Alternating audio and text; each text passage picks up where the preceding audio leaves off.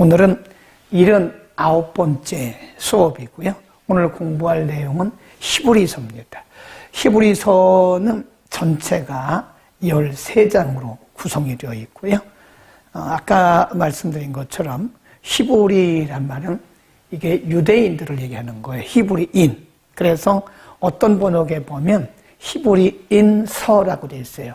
그 옛날 목사님들은 히브리서를 뭐라 그랬냐면 히브리인서라고 해요. 그 말이 맞아요. 히브리인들에게 보낸 서신이다. 그 여기서 말하는 히브리인은 유대교인들을 말해요. 유대교에서 기독교로 개종한 성도들. 그래서 히브리서에는 구약에 대한 말씀이 많이 나옵니다. 천사, 율법, 제사장, 대제사장, 안식일 이런 용어들이 대부분 구약 성경에서 나온 것이다. 그 왜 그러냐면 유대교에서 기독교로 개종한 사람들을 예수님을 설명하기 위해서 그런 거다. 복음을 설명해야 되니까. 그러니까 히브리서의 전체 주제는 예수님입니다. 그러니까 유대교에서 개종한 사람들에게 예수님이 누군가. 그러니까 유대교인들은 예수님을 메시아로 믿지가 않죠. 지금도 예수님을 메시아로 인정을 안 합니다. 그냥 예수님을 하나의 선지자 정도로만 보는 거죠. 예수님은 선지자 중에 하나다 이렇게 보는 거예요. 그러나 예수님은 선지자가 아니죠. 예수님은 메시아로 오셨고 우리의 구주로 오신 거죠. 그래서 히브리서는 1장부터 계속 예수님에 대해서 가르치고 있는 거죠. 유대교에서 개종한 성도들에게 그 유대교의 교리가 잘못됐고 그런 방식으로 예수를 믿어서는 안 된다는 것을 말하기 위해서 믿음의 주, 믿음의 근본, 믿음의 핵심인, 믿음의 본질이신 예수님에 대해서 설명을 하는 것이다.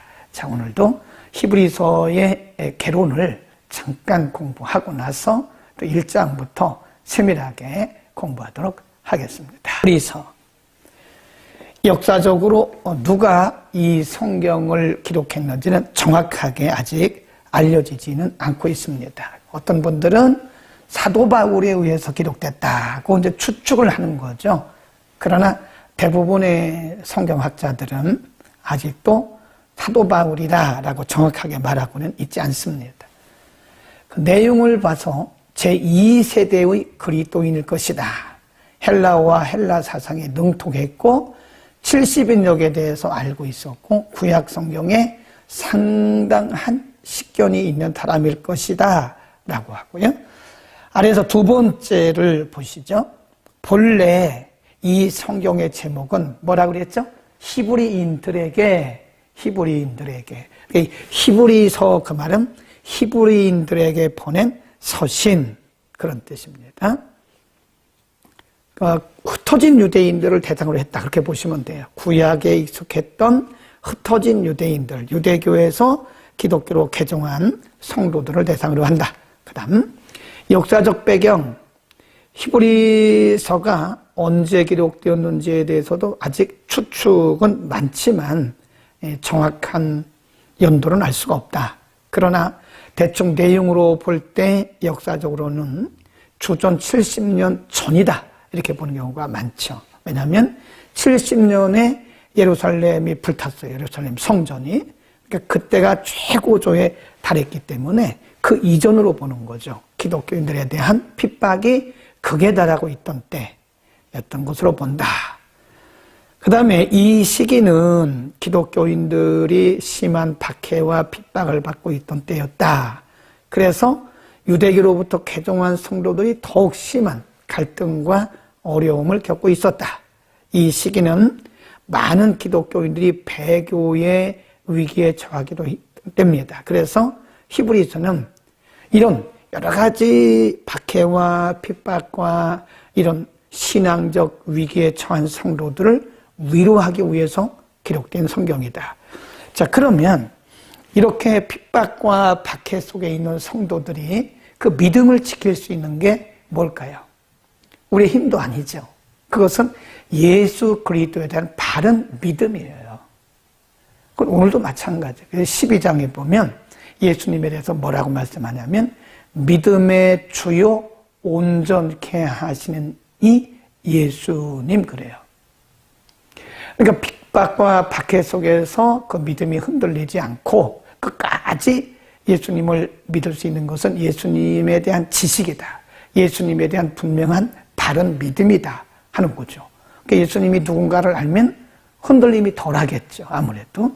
오늘날도 마찬가지고 오늘날도 우리가 예수님이 누구신가, 하나님이 누구신가, 성령님이 누구신가에 대한 정확한 지식 그리고 확신이 있으면 흔들리지 않아요.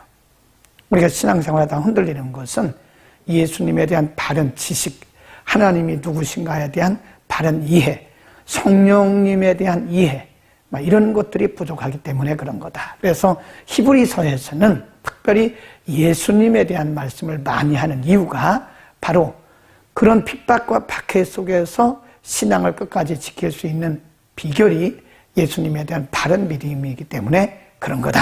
그런 겁니다. 자, 그 다음에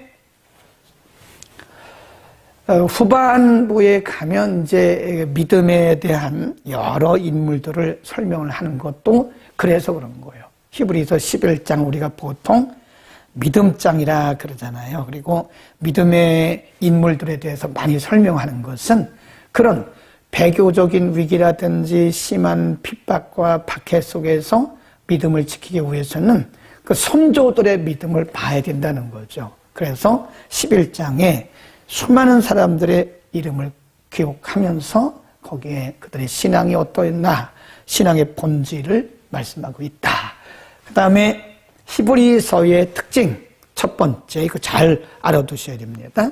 히브리서는 여러 경우에 유대교에서 개종한 성도들을 대상으로 한다. 여기 줄거 놓으세요.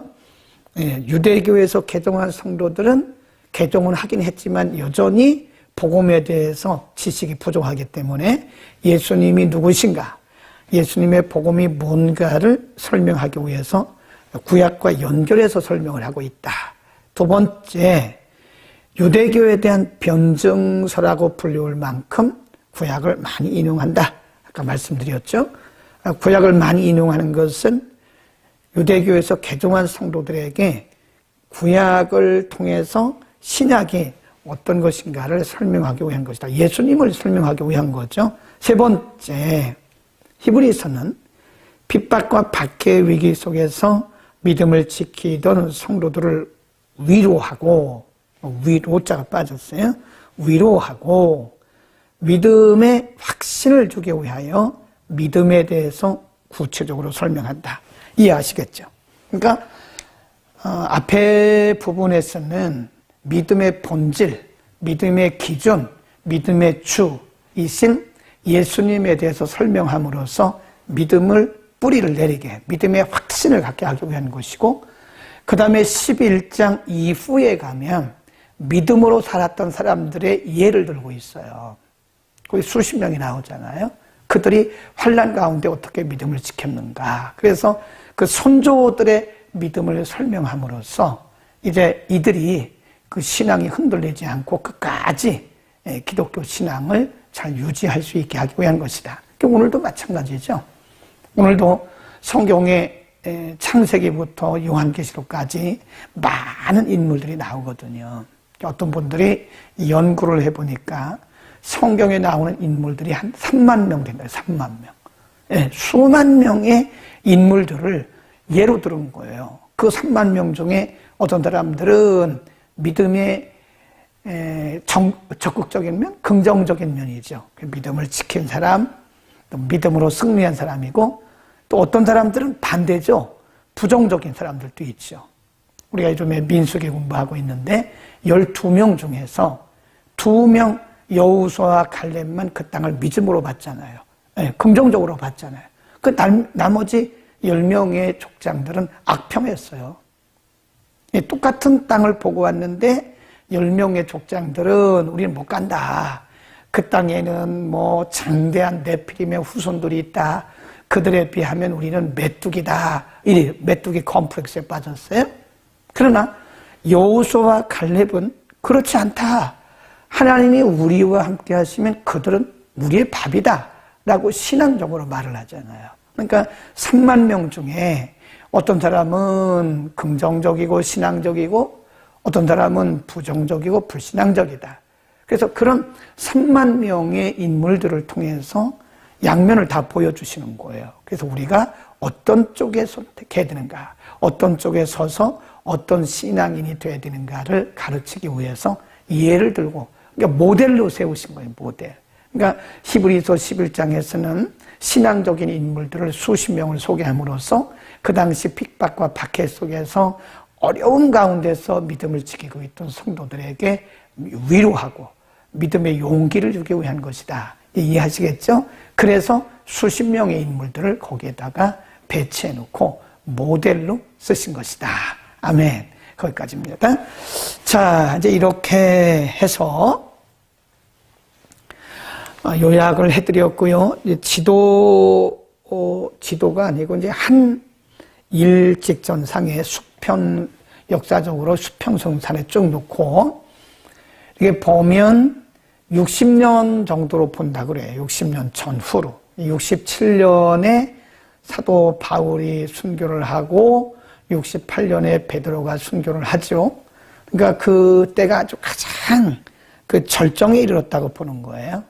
그러니까 이 히브리서는 아무래도 60년 전후가 되지 않을까 생각을 하는 거죠. 1장 1절부터 4장 13절까지를 일부라 그럽니다. 일부. 여기에는 주로 구약에 나오는 내용들, 예수님이 누군가를 설명하기 위해서 예수님의 탁월성을 설명하기 위해서 이제 비교를 해요.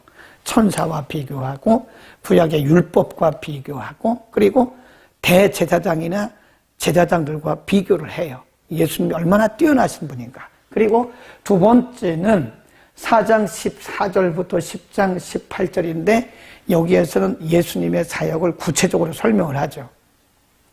히브리서는 전체가 다 예수님에 대한 말씀입니다. 그래서 이제 부분별로 나누어서 설명을 한다. 세 번째 부분이 10장 29절부터 13장 25절인데 그러면 예수를 믿는 사람들은 예수 믿는 그 믿음을 어떻게 적용할 것이냐. 이 부분은 실천 혹은 적용 부분이라고 보시면 됩니다. 그러니까 앞에 부분 1부, 2부에서는 예수님의 탁월성 그리고 예수님의 사역 이런 부분들을 설명을 다 하고 나서 이제 11장을 포함해서 믿음으로 산 사람들을 모델로 세우면서 그러면 믿음으로 산다고 하는 것이 뭐냐, 예수님을 믿고 믿음으로 살아간다는 것은 뭐냐, 이 적용편이에요. 적용. 그래서 어떻게 이 믿음을 실천할 것인가에 대해서 설명을 하고 있습니다. 그럼 다시 첫 번째 부분으로 갑니다. 1장 1절부터 3절이 굉장히 중요합니다. 예수님이 누구냐? 여기 보면 예수 성경이 기록되기 전이잖아요. 그래서 성령님도 그때는 일시적으로만 또는 일부분적으로만 특별한 사람들에게만 역사했어요. 오늘날은 이제 보편적이죠, 성령의 역사가. 근데 구약은 그렇지 않았단 말이에요. 그러니까 하나님이 하나님 자신을 드러내시기 위해서 구약 때는 여러 모양으로, 여러 모양이 뭐냐면 꿈, 천사, 환상, 혹은 에봇 이런 것들이죠. 그래서 구약에 보면 창세기부터 쭉 말라기까지 환상에 대한 얘기가 많이 나오고 꿈에 대한 얘기가 많이 나와요. 근데 신약은 그렇지 않죠. 근데 구약에는 아직 성경이 기록되지 않았고 예수님이 오시기 전이었기 때문에 이렇게 여러 모양, 여러 부분, 여러 방법으로 말씀하셨다. 1절입니다. 2절 보세요. 그러나 2절 맨 앞에 보면 그러나가 들어있어요. 그러나 2절 구약에는 이렇게 하셨지만 그러나 이 모든 마지막에 그 말은 신약을 얘기합니다. 옛적에 이 말은 구약이고요. 이 모든 마지막에 이 말은 신약을 의미합니다. 신약 시대. 예, 그 2절이죠. 2절. 여기는 1절이고. 예, 다시 보세요. 이 모든 날 마지막에 아들로, 예수님이죠. 아들로 우리에게 말씀하셨으니 이 아들을 만유의 후사로 세우시고 저로 말미암아 모든 세계를 지으셨느니라. 3절 굉장히 중요합니다. 그러면 예수님은 누구냐? 하나님의 영광의 광채다 그랬어요. 여기 지울까요? 그 예수님이 누구냐? 3절에서 설명하기를 하나님의 영광의 광채시다.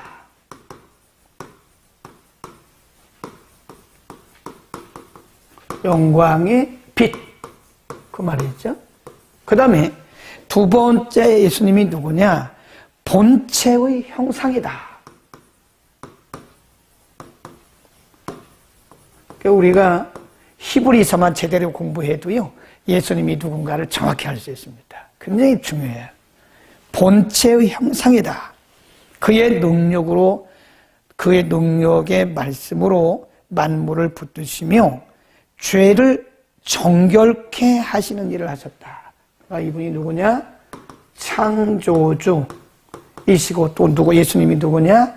우리를 죄에서 하시는 구원자, 죄에서 구원하시는 구원자다. 그 다음에 죄를 정결케 하는 일을 하시고 높은 곳에 계신 위엄의 우편에 앉으셨다. 그게 누구냐? 그분이 바로 이 통치자라. 네. 그러니까 1장 3절에서 지금 히브리서 기자는요, 유대교에서 개종한 성도들에게 유대교적인 그런 율법에 매이지 말고 예수님이 누군가를 알라는 거예요. 그래서 예수님이 누군가를 설명하기 위해서 구약에서는 하나님이 여러 모양, 여러 방법으로 선지자들을 통해서 말씀하셨지만 이 마지막 시대, 즉 예수님 이후에는 아들 예수 그리스도를 통해서 말씀하셨다. 그 예수님이 누구냐? 바로 이 하나님의 영광의 광채고 본체의 형상이다. 예수님이 하나님이시다는 거예요. 그 다음에 창조주이시고 구원자이시고 통치자이시다. 아멘. 1장 3절만 알아도요, 우리는 복음을 꿰뚫을 수 있어요. 예수님이 누구냐? 하나님이에요. 빌립보서에 가보면 사도 바울이 빌립보 교회 성도들에게도 말했고요. 에베소서에 보면 에베소 교회 성도들에게도 예수님이 누군가, 특별히 빌립보서 2장에 보면 예수님은 원래 근본 하나님이다. 하나님.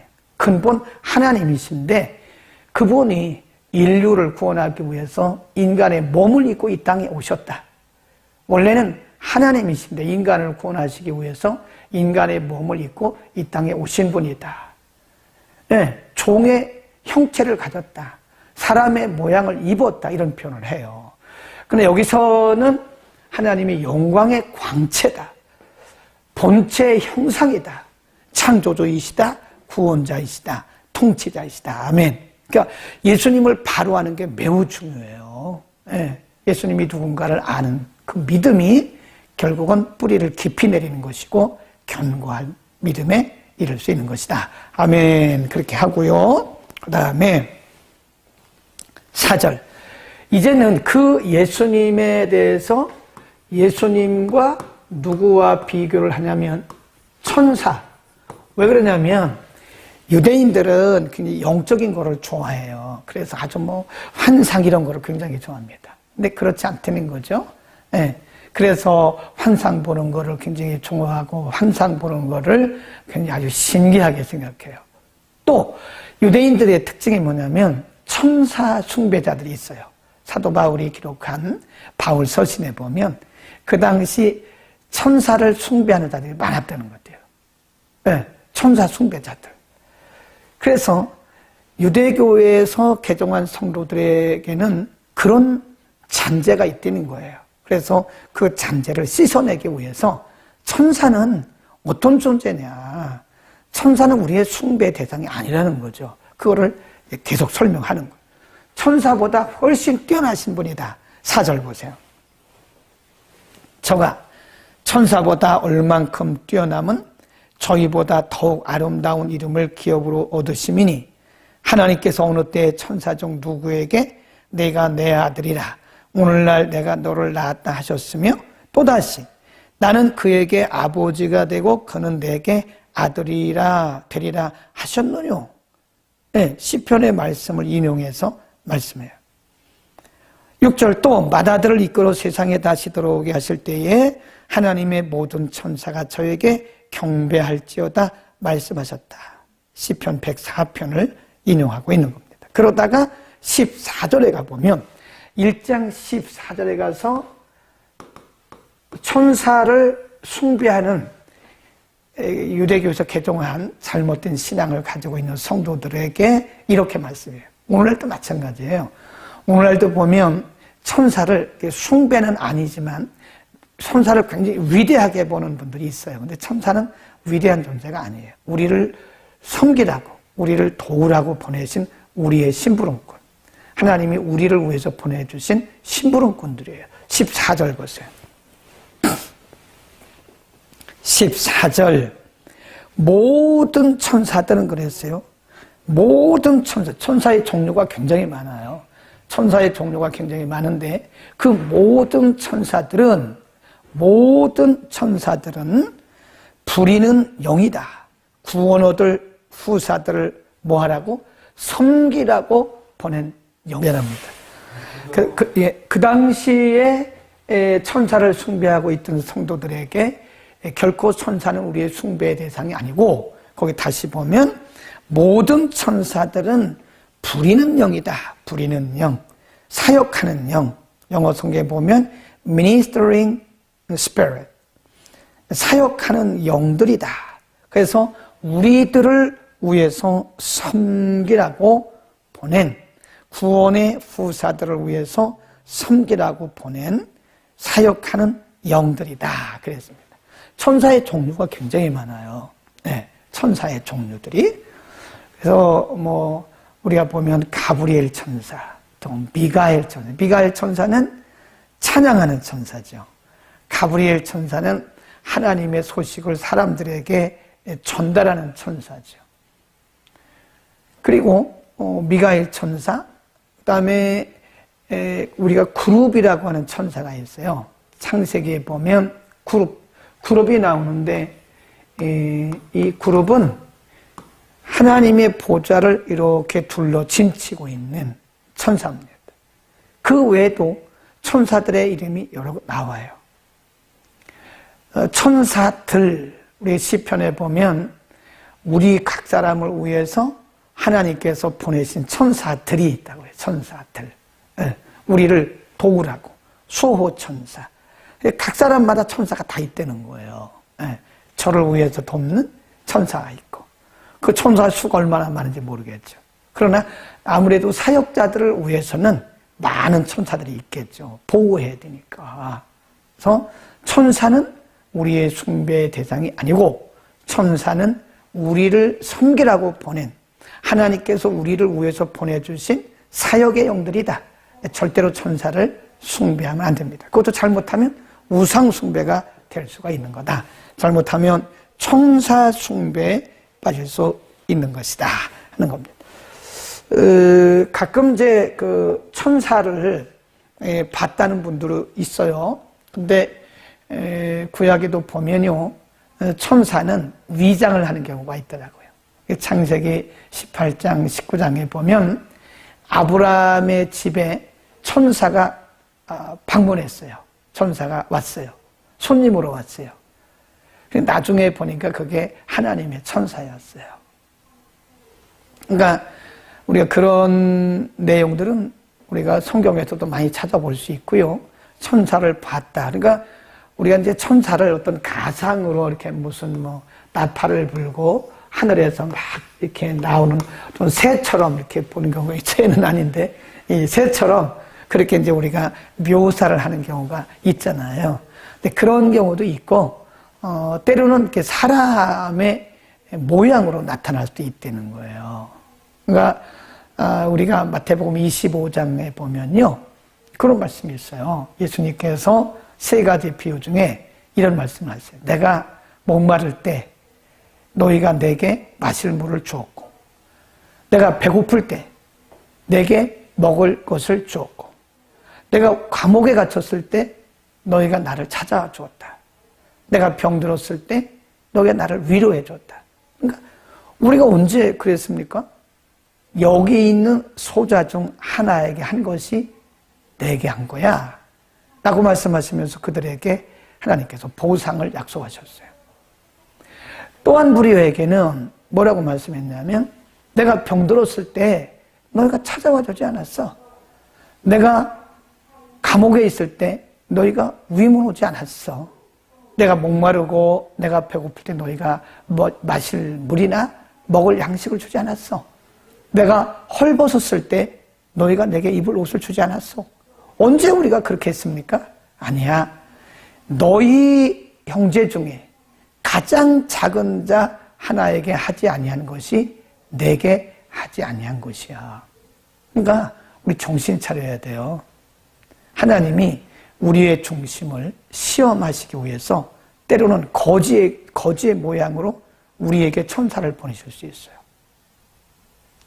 아주 남루한 옷을 입고 온 그분이 어쩌면 하나님이 우리를 테스트하기 위해서 보내신 천사일 수도 있어요. 예수님은 뭐라고 그랬냐면 내게라는 말 쓰셨어요. 그럼 어쩌면 그분이 예수님인지도 몰라요. 그러니까 우리가 너무 사람들을 외모로 판단하면 안 됩니다. 어쩌면 거지로 왔던 그분이 어쩌면 예수님일 수도 있고 천사일 수도 있어요. 병들어서 다 죽어가는 그런 모습으로 나타났던 그분이 우리는 그분이 더럽다고 냄새난다고 내쳤지만 어쩌면 그분이 우리에게 찾아오셨던 예수님이거나 어쩌면 천사일 수도 있다는 겁니다. 정신 차려야 돼요. 우리가 외모만 보고 사람들을 평가하는 것은 매우 위험하다. 그 다음에 2장으로 갑니다. 그러므로 모든 들은 것을 우리가 더욱 간절히 삼갈지니 혹 흘러 떠내려갈까 염려하노라.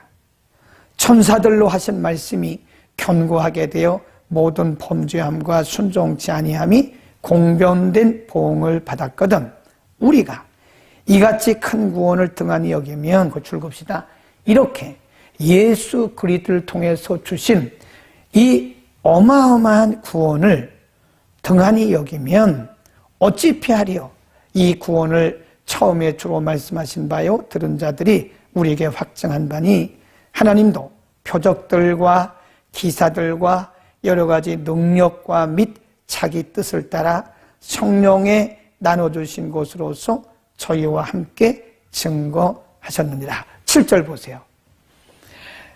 저를 예수님을 그 말이죠. 잠깐 동안 천사보다 못하게 하시며 영광과 존귀로 관씌우시고 9절 오직 우리가 천사들보다 잠깐 동안 못하게 하심을 입은 자 곧 죽음의 고난받으심을 인하여 영광과 존귀로 관쓰신 예수를 보니 이를 행하심은 하나님의 은혜로 말미암아 모든 사람을 위하여 죽음을 맛보려 하신 것이다. 그러니까 예수님께서 십자가에 달려서 돌아가시니까 사람들이 생각하기를 저 예수는 천사보다 못한 거야. 천사보다 못한 거야 라고 말했지만 그게 아니라 큰 구원을 이루시기 위해서 잠깐 동안 천사보다 못한 모양으로 오셨다가 그분이 십자가에서 돌아가신 인간의 모습으로 오신 것은 바로 인간을 구원하시기 위해서 인간의 연약함을 드러내기 위한 것이다 라고 설명을 하고 계십니다. 9절 끝에 10절 만물이 인하고 만물이 말미암은 자에게는 많은 아들을 이끌어 영광에 들어가게 하시는 일에 저희 구원의 주를 고난으로 말미암아 온전케 하심이 합당하도다 그랬어요. 넘어갑니다. 14절로 갑니다. 예수님과 천사를 지금 비교하는 거예요. 천사 숭배가 얼마나 잘못된 것인가를 설명한 겁니다. 14절 자녀들은 혈육에 속하였음에 그도 또한 한 모양으로 혈육에 속한 하심은 사망으로 말미암아 사망의 세력을 잡은 자 곧 마귀를 없이 하시며 15. 또 죽기를 무서함으로 일생에 매어 종로로 타는 모든 자들을 해방하려 놓아주려 하심이니. 16. 이는 실로 천사들을 붙들어 주려 하심이 아니었고. 줄거 놓으세요. 예수님께서 사역하신 것은 천사를 위해서 사역한 게 아니에요. 예. 예수님은 천사들에게 이런 사역을 맡기지 않았습니다. 그래서 우리가 찬송가의 가사에 보면 천사도 흠모하겠네. 화목해 하라신 예수. 그 다음에 뭐죠? 화목해 하라신 하다가 천사도 흠모하겠네 그러잖아요. 이런 사역을 사실은 천사들에게 맡기신 게 아니에요. 말씀 가르치는 사역을 천사들에게 맡기는 게 아닙니다. 서로 섬기는 사역을 천사들에게 맡긴 게 아니에요. 우리들에게 맡겨주신 거예요. 천사들도 우리가 하는 사역을 보고 흠모하고 있는 거예요. 아멘. 소중히 여기시길 바랍니다. 그 다음에 거기 보면 천사를 붙들어 주려 하심이 아니오 오직 아브라함의 자손을 붙들어 주려 하심이라. 그러므로 저가 범사에 천사들, 형제들, 이 말은 인간을 얘기하는 거죠. 그러므로 저가 범사의 형제들과 지대심이 마땅하도다.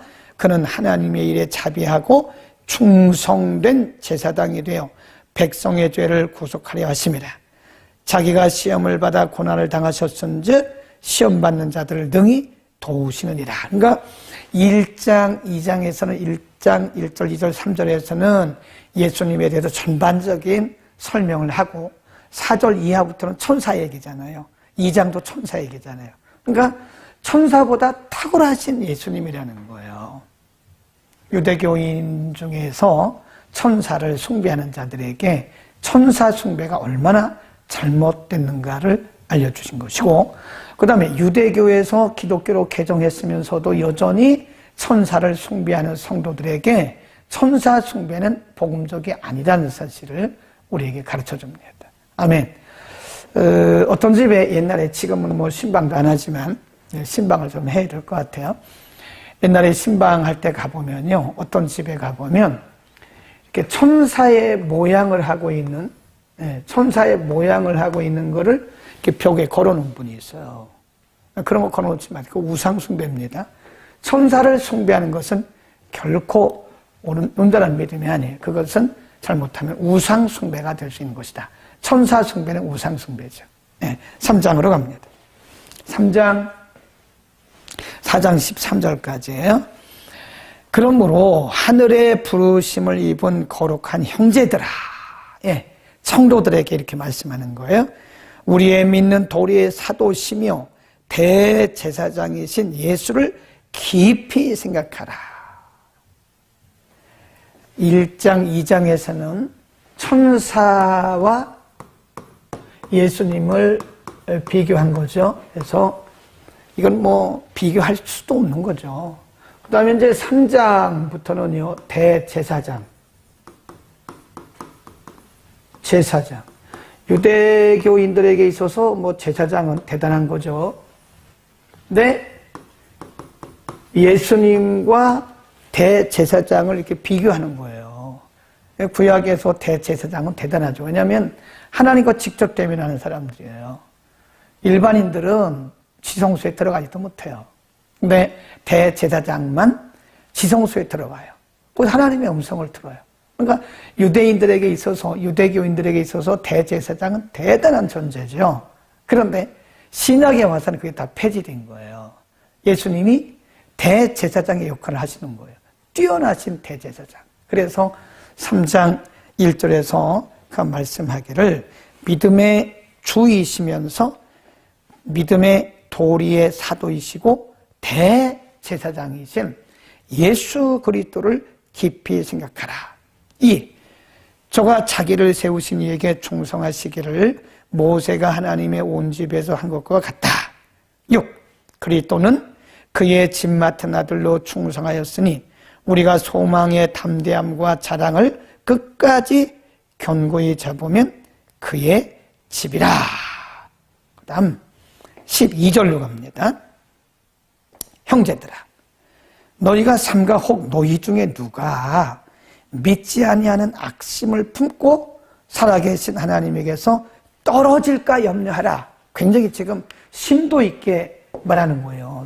3장 12절에 믿음을 바로 갖지 못하면 믿음으로부터 떨어져 나가는 거예요. 하나님에 대한 지식이 없잖아요. 그러면 하나님부터 떨어져 나가는 거예요. 예수님에 대한 바른 지식이 없으면 떨어져 나가는 거예요. 그래 그 얘기를 지금 하고 있는 거예요.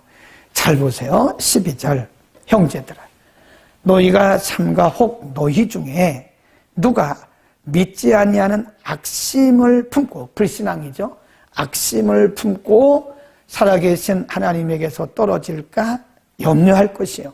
13 오직 오늘이라 일컫는 동안에 매일 피차 권면하여 너희 중 누구든지 죄의 유혹으로 강팍해 됨을 면하라. 우리가 시작할 때 확신한 것을 끝까지 견고히 잡으면 그리스도와 함께 참여한 자가 될 것. 그걸 줄거세요. 13절 매일 피차에 서로 권면하자. 14절 우리가 시작할 때 확실한 것을 끝까지 견고히 잡으라. 굉장히 중요하죠. 네. 13 매일 피차. 신앙은 신앙생활은 혼자 못해요. 그래서 성경은 우리를 저 깊은 산속에서 수도원에서 하라고 말씀하지 않아요. 세상의 빛이라고 그랬어요. 세상의 소금이라고 그랬어요. 우리는 세상이 아무리 어렵고 힘들고 아무리 죄악이 관영한 소돔과 고모라 같아도 우리는 이 땅을 피하는 게 아니에요. 이 땅 속에서 살아야 되는 거예요. 그러면서 이곳에서 우리가 빛과 소금의 역할을 감당하되 이게 혼자는 힘들어요. 그러니까 서로 피차 붙들어 주라는 거예요. 그래서 반드시 우리가 교회 소속이 돼야 되고요. 교회 문제 있죠. 문제 없는 교회가 없어요. 그 문제 있는 거 탓하지 말고 우리가 서로 붙들어 주고 세워주고 용기를 주고 디딤돌 역할을 하면서 지지대 역할을 하라는 거예요. 지지대. 응? 지지대. 이렇게 보면 고추를 이렇게 심어 놓잖아요. 가지 같은 것도 심어 놓으면 이게 그냥 놓으면은요. 이게 막 자라기는 자라지만 바람이 불고 비가 오잖아요. 그럼 이게 쓰러져 버려요. 그래서 농부들이 보면 여기다가 이렇게 지지대를 붙여요. 지지대를 묶어서 이렇게 묶어놔요. 그러면 이게 원줄기고 지지대예요. 원줄기고 지지대입니다. 이 지지대에 의해서 이게 서 있는 거예요. 그리고 뿌리를 내리는 거예요. 우리의 지체들 가운데 믿음이 연약한 자들 우리가 비난하지 마세요. 네, 믿음이 없다고 저들을 정죄하지도 마세요. 그 믿음은 하나님과의 관계지 우리가 함부로 남의 믿음에 대해서 평가할 수도 없고 평가해서도 안 되는 거예요. 단 우리의 책임과 의무가 뭐냐? 연약한 자들 붙들어 주라는 거예요. 비난하고 정죄하고 비판하지 말고 그들을 붙들어 주라는 거예요. 피차 매일 그들을 서로 붙들어 주라. 그 다음에 사전에서 14절에서 말씀한 것이 뭐냐면 끝까지 견고히 붙들어라. 이게 중요합니다. 처음에 시작한 믿음을 끝까지 붙들고 가라. 그 말은 뭐죠? 신앙생활이라는 게 평탄한 게 아닙니다. 가다 보면 이해 못하는 일들도 생기고 기도하라고 해서 기도했는데 응답 안 되는 것 같고 믿으면 된다고 해서 믿었는데 또 믿어도 안 되는 것 같고 이래서 자기와 계속 갈등을 하는 거예요. 네, 보이지 않는 자기와 갈등을 하고 보이지 않는 영적인 존재와 또 전쟁을 해야 되고 보이는 사람들과 또는 보이는 여러 가지 우리의 상황, 형편들과 서로 싸워야 되는 거예요. 그러나 중요한 것은 하나님은 우리를 궁극적으로 승리하게 하시기 때문에 이 중간중간에 나타나는 이런 일들 때문에 부분적인 일들 때문에 우리의 믿음을 포기해서는 안 된다. 아멘. 우리는 믿음을 끝까지 잡아야 돼. 끝까지. 그러면 어떻게 돼요? 예수님을 붙들어야 돼요. 환경 바라보고 사람 바라보고 형편 바라보고 사람의 말 듣고 그러면 우리는 틀림없이 우리는 중간에 포기하게 돼요. 끝까지 가려면 우리의 대사도 우리의 믿음의 주요 온전케 하신 이인 예수 그리스도를 바라봐요. 그게 시선이라는 게 굉장히 중요합니다. 그래서 우리의 시선을 예수님에게 둬야 되는 거예요.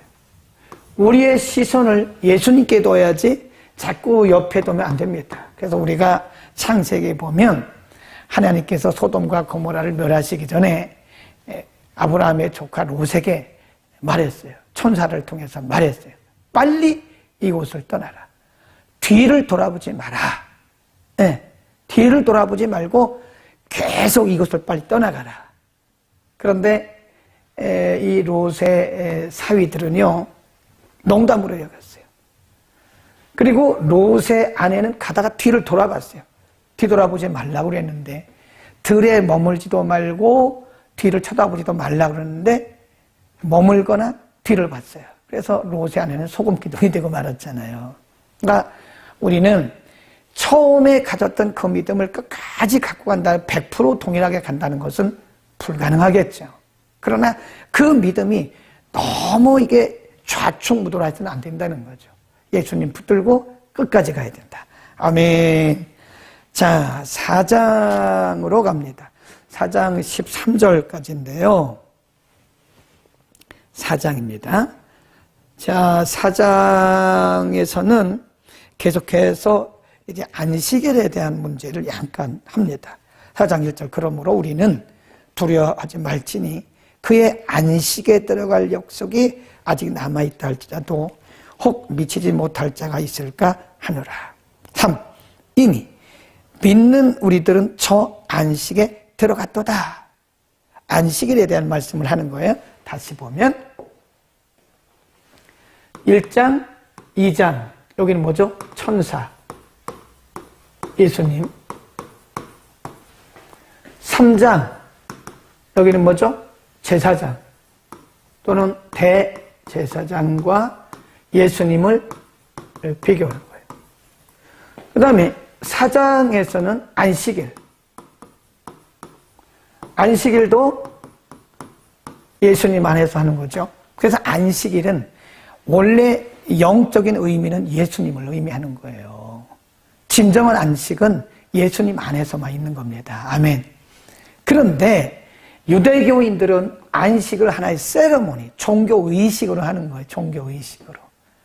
물론 철저하게 지키죠. 철저하게 의식적으로 규례적으로는 지키긴 하나 이들이 아직 예수님을 발견하지 못했기 때문에 안식의 진짜 의미를 모르는 거예요. 안식일의 진짜 의미는요, 안식의 진짜 의미는 예수님입니다. 인간의 진정한 안식은 예수 그리스도 안에 있는 거예요.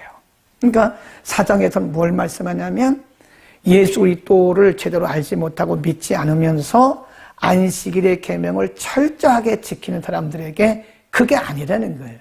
안식일 계명 아무리 철저하게 지켜도 예수 그리스도를 모르면 의미가 없는 거다. 진정한 안식은 뭐예요? 예수 그리스도 안에 거하는 거예요. 진정한 안식은 뭐죠? 영원한 하나님의 나라를 의미하는 겁니다. 우리가 보통 주일을 원래 이제 안식일이라고 그러는데 원래 이제 그 이름이 바뀌었죠. 주일로. 주일에 우리가 안식을 하는 거예요. 영적으로 안식하고 육적으로 안식하고, 이것은 예행 연습을 하고 있는 거예요. 영원한 그 나라에 들어갈 것을 이 땅에서 예행 연습하는 겁니다. 그러니까 주일을 거룩히 지켜야죠. 예행 연습하는 건데 우리가 그 나라 갈 것을 지금 예행 연습하고 있는 건데 주일을 그렇게 지켜서 되겠습니까? 주일은 성소해야 되는 거죠. 그리고 이 땅에 살아있는 동안 우리가 영원한 나라를 지금 바라보고 있는 건데 이 땅에 살아있는 동안에는 우리가 또 어디에서 안식하는 거예요? 예수 그리스도 안에서. 그리스도 안에서 우리가 안식을 하는 거예요. 그러니까 아무리 철저하게 안식일을 지킨다 해도 예수 그리스도를 믿는 믿음과 아는 지식이 없으면 그건 아니라는 겁니다. 진정한 안식은 예수님 안에 있는 것이다. 아멘. 너무 귀한 것을 우리 오늘 공부했어요. 9절 보세요. 그런즉 안식할 때가 하나님의 백성들에게 남아있도다. 10절 이미 그의 안식에 들어가는 자는 하나님이 자기 일을 쉬심과 같이 자기 일을 쉴 것이다. 4장 12절 하나님의 말씀은 살았고 운동력이 있어 좌우의 날선 어떤 것보다도 예리하여 혼과 영과 및 관절과 골수를 찔러 쪼개기까지 하며 또 마음의 생각과 뜻을 감찰하느니 지으신 것이 하나라도 그 앞에, 그가 뭐죠? 말씀 앞에 드러나지 않는 것이 없다. 그래서 4장 12절 13절은 말씀이에요. 예수님께서 말씀을 우리에게 공급하심으로써 우리 영혼을 살리고 살찌게 하는 것이다.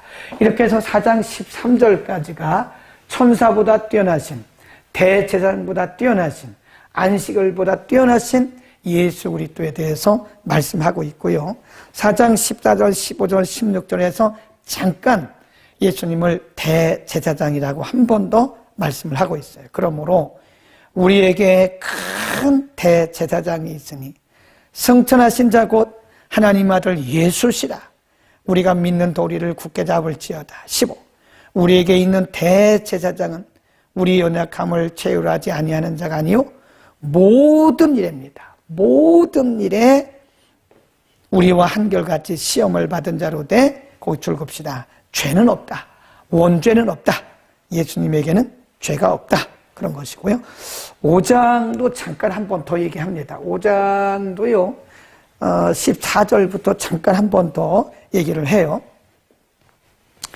5장에 보면 4장 원칙적으로 4장 14절부터 이어지는데 5장 1절에 보면 대제사장마다 사람 가운데 취한 자이므로 하나님께 속한 일에 사람을 위하여 예물과 속죄하는 제사를 드리게 하나니 저가 무식하고 미혹한 자를 능히 용납할 수 있는 것은 자기도 연약에 쌓여 있기 때문이다. 그런 겁니다. 그러다가 11절 보세요. 멜기세덱이라고 하는 대제사장 얘기를 잠깐 합니다. 멜기세덱. 이 멜기세덱은 성경의 아브라함 시대에 잠깐 등장을 합니다. 멜기세덱. 아브라함 시대에 잠깐 등장을 해요. 조카 롯이 전쟁을 하다가 사로잡혀 갔어요. 그래서 조카 롯을 구하고 오는 중에 살렘 왕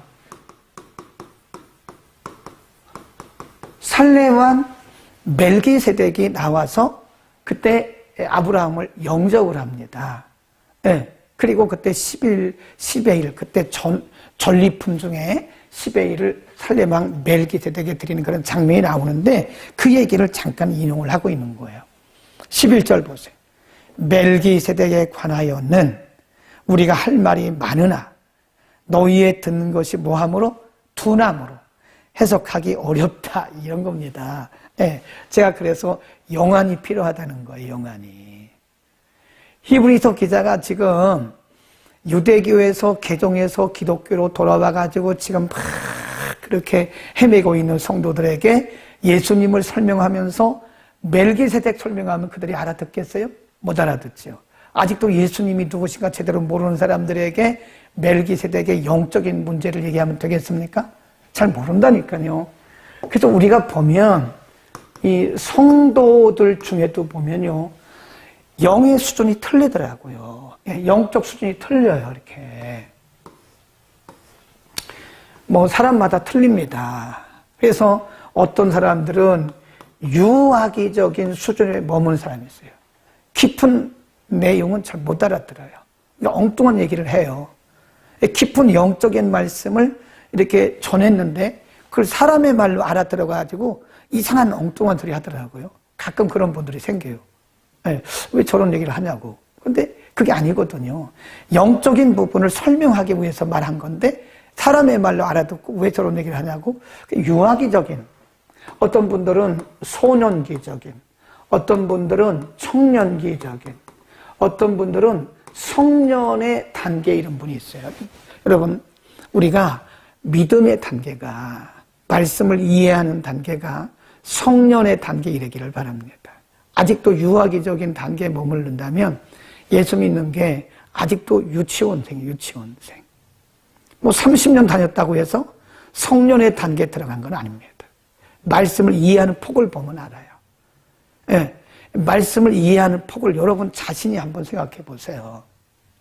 그러니까 우리에게는 하나님의 말씀을, 물론 이게 뭐 처음부터 다 아는 사람은 없죠. 다 알 수도 없고 단계적으로 알아가는 건데 우리의 영적 수준이 자꾸 점점 성장을 해야 되는 거예요. 아멘. 예, 기도도 마찬가지예요. 기도도 육신적인 기도를 하는 사람이 많아요. 예, 겉으로 보기에는 잘하는 것 같아요. 근데 영적으로 보면 별로 깊이가 없어요. 그러니까 우리가 기도의 깊이도 있고 신앙적인 깊이도 마찬가지. 자기밖에 몰라요. 그건 다른 사람이 모르죠. 여러분 자신을 우리 자신의 영적 수준을 한번 점검해 보라 이거예요. 그러니까 히브리서 기자가 멜기세덱에 대해서 설명을 하긴 해야 되겠는데 그 뭐라 그래요? 할 말은 많다 이게요. 멜기세덱에 대해서 할 말도 많고 설명할 부분은 많은데 너희가 다 알아듣지 못하기 때문에 그만하겠다. 그런 얘기입니다. 참 어떻게 보면 참 안타깝죠. 예, 굉장히 이들의 신앙이 유아기적인 신앙에 머물기 때문에 그런 거다. 뭐라기는 우리가 그런 상태에 머물지 말아야 된다. 11절 잘 보세요. 멜기세덱에 관하여 우리가 할 말이 많지만 너희 듣는 것이 뭐함으로? 둔함으로 해석하기가 어렵다. 13절 보세요. 그래서 이렇게 설명을 해요. 대저 젖을 먹는 자마다 어린아이니 의의 말씀을 경험하지 못한 자요. 14절 단단한 식물은 장성한 자의 것이니 저희는 지각을 사용함으로 연단을 받아 선악을 분별하는 자들이다. 예. 연단을 통해서 이제 신앙의 수준을 설명하기 위해서 히브리서 기자가 또 한 번 13절에서 14절에 말씀하는 거예요. 예? 그러니까 보면 어떤 사람은 젖이나 먹는 이런 신앙이죠. 유아기적인 신앙이죠. 예? 어떤 신앙은 단단한 것을 먹을 수 있는 신앙이 있다는 거예요. 이게 성숙한 신앙이죠. 여기는 유아기적인 신앙이죠. 여기는 성숙한 신앙이죠. 그러니까 이렇게 성도를 또 보면 재밌는 얘기해줘 그러면 막 귀가 번쩍합니다. 무슨 감정 같은 거 하면 귀가 번쩍합니다. 말씀을 조금만 더 어렵게 말하면 못 알아들어요. 졸거나 아니면 다른 생각을 하고 있는 거예요. 여러분 생각해 보세요. 우리가 10년, 20년, 30년 믿었는데 아직도 젖병 빨고 다니면 되겠습니까? 유아기적인 신앙이죠. 아니 또 깊은 말씀을 이해를 못 해가지고 어렵다고 말하고 지루하다고 말하면 참 심각하다. 30살이 됐는데 아직도 젖병 빨고 다니는 사람과 똑같은 거예요. 이 단계를 넘어야 된다. 그래서 히브리서 기자는 그 신앙에 대해 설명을 하면서 단단한 식물은 성숙한 자의 것이다. 근데 거기 뭐라 그랬어요? 네, 거기 보세요. 뭘 통과한 다음에 연단을 받아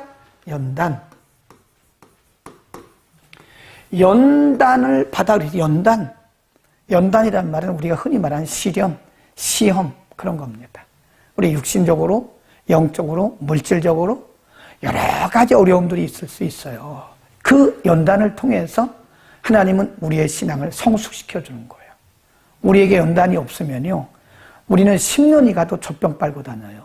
하나님의 말씀에 대한 지각이 없어요. 분별력이 없습니다. 그러니까 우리 가운데 어떤 어려움이 있다는 것은 그것을 부정적으로 보면 부정적으로 볼 수 있어요. 기도가 부족해서 그렇다. 사탄이 역사한다. 여러분 그 사탄의 역사도 하나님이 우리를 위해서 쓰십니다. 그러니까 그거 두려워할 거 없어요. 하나님이 나를 더 강한 하나님의 사람이 되기 위해서 그런 연단이 오는 거예요. 네. 산전, 수전, 공중전 그러잖아요. 인생을 살면서 산전, 수전, 공중전 다 거친 사람은요, 말씀에 깊이가 있습니다. 네. 그러나 산전, 수전 이거 경험하지 못한 사람들은 연단을 통과하지 않았기 때문에 지각력이 약해요. 그래서 그냥 말씀의 깊이가 있을 수도 있지만 약하다. 그렇게 말할 수 있어요. 그래서 하나님은 우리를 성숙시키기 위해서 여러 가지 연단들을 우리에게 허용하는 것이다. 그래서 연단을 우리가 뭐라 그러냐? 신학적으로 이거를 하나님의 허용서입니다. 그러니까 무조건 막이라, 떠나가라, 귀신아 이러면 안 돼요. 그러면 그 신비주의자예요. 큰일 납니다. 하나님이 우리를 연단하시려고, 하나님 우리에게 더 큰 믿음 주시려고 하나님 그렇게 하신 건데, 에? 그거를 다 막 물리쳐버리는 거예요. 그냥 귀신아 나가라. 마귀야 떠나가라. 그러면 남는 게 뭐가 있어요? 하나님이 그런 여러 가지 일들을 통해서 우리의 신앙을 연단하시고 훈련하시고 연단하시고 훈련해서 결국은 성숙의 단계에 이르기 위한, 그때 가면 지각이 생겨요. 지각이. 눈이 열립니다. 믿음의 눈이 열리는 거예요.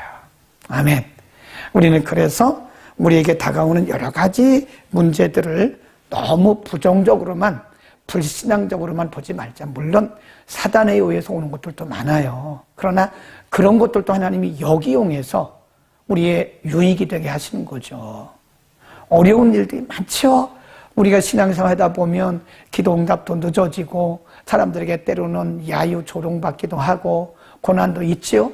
그러나 그런 모든 일들이 다 로마서 8장에 보면 합력해서 하나님의 뜻을 이루고 우리에게 유익을 가져다 주는 것이다. 아멘. 하나님은 우리를 성숙에 이르는 과정이다.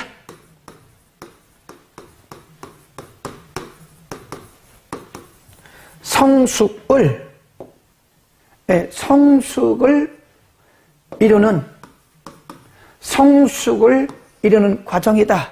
그래요. 우리가 그 존 버년의 철로 역정이라는 책이 있잖아요. 저 가평에 보면 이동원 목사님이 만들어놓은 철로 역정 그 단계가 있어요. 우리 갔다 왔잖아요. 그때 대형버스 대절해서 갔다 왔잖아요. 지금도 있어요. 철로 역정에 보면 철로 역정이란 말이 무슨 얘기냐면 존 버넌이 쓴 책이에요. 철로 역정이 무슨 얘기냐면 하늘에 이르는, 하나님 나라에 이르는 과정을 설명한 거예요. 그러니까 그 하나님의 나라에 이르기까지는 우리가 이런 과정들을 다 거친다는 겁니다. 그러니까 그런 과정 중에 일어나고 있는 일들에 대해서 너무 그것이 우리 인생의 전부인 것처럼 낙심하고 절망하고 그러지 말라는 거예요. 하나의 뭡니까?